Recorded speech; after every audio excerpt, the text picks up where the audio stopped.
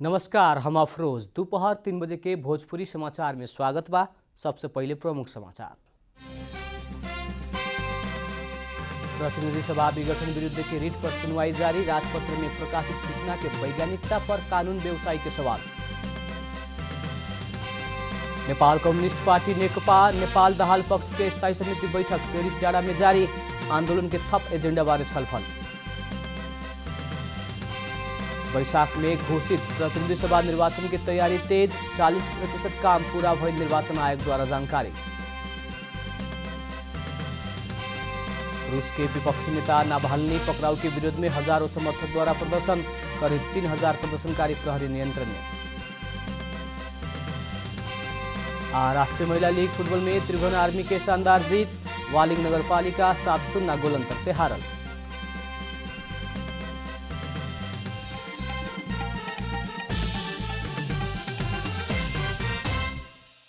अब पूरा समाचार। प्रतिनिधि सभा विघटन विरुद्ध पर रिट पर केस सुनवाई आज भी सर्वोच्च अदालत में जारी बाटे। संवैधानिक इजलास सुख के दिने रिट निवेदक के तरफ से कानून व्यवसायी सबके बहस नाव रहिला बाद सुनवाई आज भी हो रहल बा। प्रतिनिधि सभा विघटन विरुद्ध के रिट पर केस सुनवाई में आज वरिष्ठ अधिवक्ता दिनेश त्रिपाठी बहस शुरू कैले बानी। प्रतिनिधि सभा विघटन भइल 1 महीना बाद राजपत्र में प्रकाशित सूचना के वैज्ञानिकता पर कानून व्यवसायी सब सवाल उठौले बा। आज के संवैधानिक इजलास में रिट निवेदक देवगुरुङ, शशि श्रेष्ठ, कृष्ण भक्त पोखरेल आ रामकुमारी झाँक्री के तरफ से पूर्व महान्यायाधिवक्ता रमन श्रेष्ठ 3 पाना लंबा निवेदन दर्ता करौले बानी। प्रधान न्यायाधीश जबरा के नेतृत्व में न्यायाधीश सब विशंबर प्रसाद श्रेष्ठ, अनिल कुमार सिन्हा, सपना प्रधान मल्ल आ तेज बहादुर केसी के संवैधानिक इजलास प्रतिनिधि सभा विघटन विरुद्ध परल 13 गो रिट निवेदक के सुनवाई कर रहल बा। प्रतिनिधि सभा विघटन के विरुद्ध में दोसर चरण के आंदोलन बारे छलफल करला नेपाल कम्युनिस्ट पार्टी नेकपा माधव कुमार नेपाल पुष्पकमल दाहाल पक्ष के स्थायी समिति बैठक शुरू भइल बा। केन्द्रीय कार्यालय पेरिस डाँडा में उपलब्ध स्थायी समिति सदस्य सब बीच बैठक शुरू भइल ह। नेकपा दाहाल नेपाल पक्ष के प्रवक्ता नारायण काजी श्रेष्ठ स्थायी समिति बैठक में पार्टी के 9 गते सम्पन्न शक्ति प्रदर्शन एवं विरोध सभा के समीक्षा आ आए वाला कार्यक्रम बारे थप एजेंडा सहित छलफल होखे के जानकारी देहने। सरकार से आए वाला वैशाख 17-27 गते प्रतिनिधि सभा के निर्वाचन के मिति घोषणा कैला संगे निर्वाचन आयोग तैयारी कर रहल बा। 1 महीना के अवधि में आयोग निर्वाचन संबंधी 40% कार्य पूरा भइल जनौले बा। प्रधानमन्त्री केपी शर्मा ओली के सिफारिश में राष्ट्रपति विद्यादेवी भण्डारी पुस 5 गते प्रतिनिधि सभा विघटन भैलौरी आवेला 2078 साल वैशाख 17-27 गते 2 चरण में प्रतिनिधि सभा निर्वाचन के मिति घोषणा करे संगे ही निर्वाचन आयोग प्रतिनिधि सभा निर्वाचन संबंधी तैयारी शुरू कैले बा। 1 महीना के अवधि में मतदाता अध्यावधिक, निर्वाचन क्षेत्र, मतदान केन्द्र के अध्यावधिक लगायत के 40% कार्य सम्पन्न कैल आयोग जनौले बा। पुस 6 गते नै निर्वाचनको तयारीको कामहरू प्रारम्भ गरेको हो। त्यही अनुसार अहिले स्थानीय तहको केन्द्रहरूमा मतदाता नामावली अद्यावधिक गर्ने कार्यक्रम सञ्चालन हुँदैछ। त्यस्तै सबै जिल्लाहरूमा मतदान केन्द्रको पुनरावलोकन गर्ने कार्यक्रम पनि चलिरहेको छ। आयोगले आफ्नो आयोग अन्तर्गतको कार्यालयहरूलाई निर्वाचन सम्बन्धी तयारी गर्नका निम्ति भनेको छ। सोही अनुसार तयारी पनि भइरहेको छ। आयोग प्रतिनिधि सभा निर्वाचन आचार संहिता, दल सम्बन्धी आचार संहिता निर्माण करे के साथे आवश्यक जनशक्ति और बजेट बाँडफाँड के कार्य भी अंतिम चरण में रहल जनौले बा। गैल प्रतिनिधि सभा निर्वाचन में करीब 8 अरब रुपया बराबर खर्च भइला पर भी ई बरस पहले से भी ज्यादा खर्च होखे के आयोग के अनुमान बा। कुछ दिन में ही प्रतिनिधि सभा निर्वाचन संबंधी बजेट तैयार करके सरकार से मांग करे के तैयारी के साथ आयोग गृह कार्य कर रहल बा। निर्वाचनका निम्ति आवश्यक पर्ने बजेटको अनुमान अन्तिम चरणमा पुर्याएको छ। हामी केही दिनमा नै बजेट माग गर्दैछौँ। त्यस्तै गरेर आयोगका लागि आवश्यक पर्ने कार्यविधि निर्देशिकाहरू तयार हुँदैछ। जस्तो निर्वाचन आचार संहिताको मस्यौदा तयार हुँदैछ र त्यो मस्यौदामा राजनीतिक दलहरूसँग परामर्श गर्ने, छलफल गर्ने कार्यक्रम आयोगले गर्दैछ।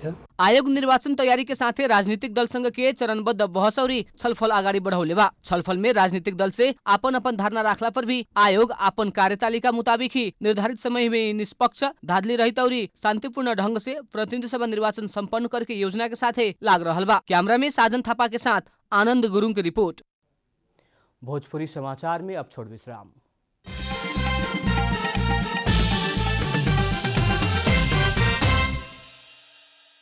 नेकपा नेपाल दाहाल पक्ष के नेता भीमाचार्य प्रधानमंत्री केपी शर्मा ओली व्यवस्था ही बदले के खेल में लागल आरोप लगौले मानी। सुनसरी में आयोजित नेपाल दाहाल पक्ष के विरोध का प्रदर्शन कार्यक्रम में नेता आचार्य ओली नेतृत्व की सरकार गलत रास्ता में चल रहा आरोप समेत लगौनी। पार्टी जनता के पक्ष में काम करेला सचेत करावल समेत असहयोग भइल कहत गलत प्रचार कैल आचार्य के दावी बा। संसारमा महामारी आयो, नेपालमा महामारी आयो, महामारीको उपचार पनि सरकारले गर्दैन, आफै गर। यही चिजमा पार्टीको विमति थियो। यो कुनै पलको लडाइँ होइन। उहाँलाई प्रधानमन्त्री 5 वर्ष हुनुहोस् भनेर निर्णय गरेर दिएको थियो। तर जनताको हितमा काम गर्नुहोस्। महँगी नियन्त्रण गर्नु पर्यो, सुशासन हुनु पर्यो, विकासका काम हुनु पर्यो, अनावश्यक गरिबमाथि ट्याक्स थोपरिनु भएन। नेता आचार्य प्रधानमंत्री ओली के गलत कदम के विरुद्ध में बाध्य होकर आंदोलन में उतरे परल के बतौनी। चितवन में रहल 3 से 48 जने HIV संक्रमित के परिवार के फ्री में स्वास्थ्य बीमा कैल गई बा। स्थानीय तह संघ के समन्वय में एड्स हेल्थ फाउंडेशन के सक्रियता में उस सबके परिवार के स्वास्थ्य बीमा कैल गई है। फाउंडेशन चितवन के प्रमुख कृष्ण हरि सापकोटा के मुताबिक बीमा करे वाला में सबसे ज्यादा भरतपुर महानगर पालिका के संक्रमित बाटे। स्थानीय तह सब नीति तथा कार्यक्रम में राख के उ सबके बीमा कैलक है। संक्रमित खुल के आवे के वातावरण बनावेला निःशुल्क स्वास्थ्य बीमा कार्यक्रम संचालन कैल गई है। बीमा कैल परिवार में 1 से भी ज्यादा संक्रमित रहल सापकोटा बतौनी। जिला में अभिन 1926 संक्रमित बाटे, उनमें से 147 बाल बालिका बा। कोरोना वायरस संक्रमण से विदेश में थप 9 जने नेपाली के मृत्यु भइल बा। गैरावासी नेपाली संघ के मुताबिक ई हफ्ता यूके में 4 जने, कुवैत में 3 जने, पोर्चुगल में 1 जने आ मलेशिया में 1 जने के मृत्यु भइल है। संघ अंतर्गत के स्वास्थ्य समिति के मुताबिक इस संगे विदेश में कोरोना वायरस से मृत्यु होखे वाला नेपाली के संख्या 3 से 27 पुगल बा। संघ के स्वास्थ्य समिति के संयोजक संजीव सापकोटा के मुताबिक विभिन्न 50 देश में रहल 56,026 जने नेपाली में कोरोना संक्रमण देखल गई बा। मध्य 53,432 जने कोरोना मुक्त भइल बा। ये कुल संक्रमित के 95% हुए। गैर आवासीय नेपाली संघ के स्वास्थ्य समिति के मुताबिक ये हफ्ता बेलायत, Portugal, Spain, Poland, Malaysia, Japan लगायत मध्य पूर्व में रहल थप नेपाली सब में कोरोना संक्रमण देखल गई बा। अब आर्थिक समाचार। आर्थिक समाचार के साथ में 2 PM Akbari noodles, the hottest noodles of Nepal.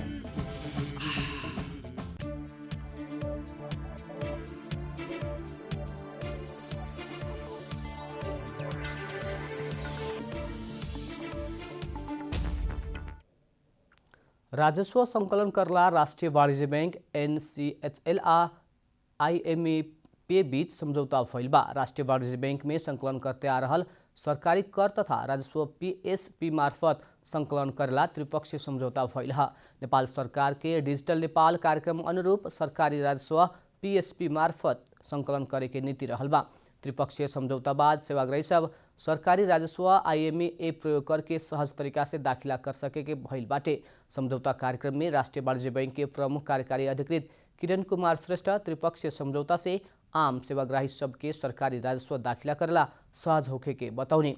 IMA digital solution limited के व्यवसाय विकास प्रमुख अमोद भट्टराई विद्युतीय भुगतानी सेवा के आम जनमानस के पहुँच तक पुगावेला आ सरकारी कर तथा राजस्व भुगतानी लगायत अन्य सेवा गुणस्तरीय तरीका से देवेला प्रतिबद्ध रहल बतौनी।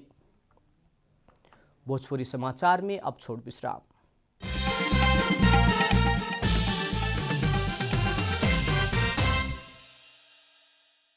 अब खेलकूद समाचार।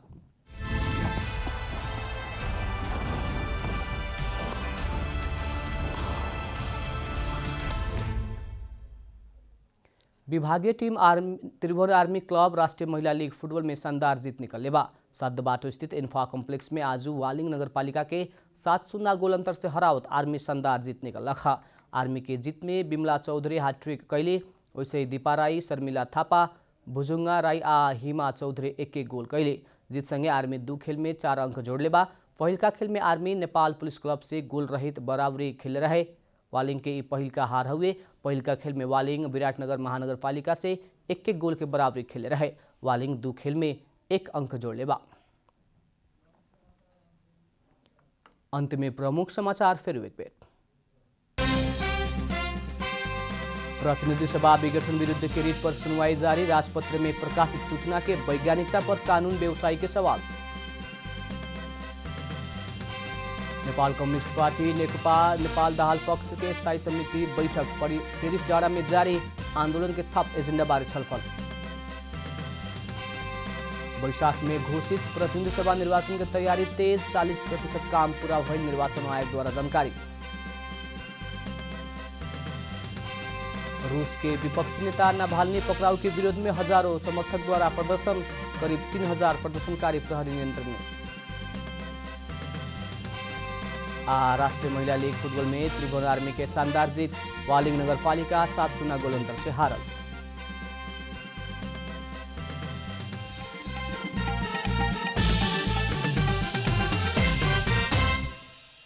भोजपुरी समाचार अभी खातिर इतना ही। जनता द्वारा जनता खातिर प्रसारित जनता टेलीविजन के कार्यक्रम सब यूट्यूब, ट्विटर, फेसबुक और हमने के वेबसाइट जनतासमाचार.com में भी पढ़ा देख सकत बानी। सूचना में अपने के सहभागिता, समय में समाचार हमने के प्रतिबद्धता। प्रणाम।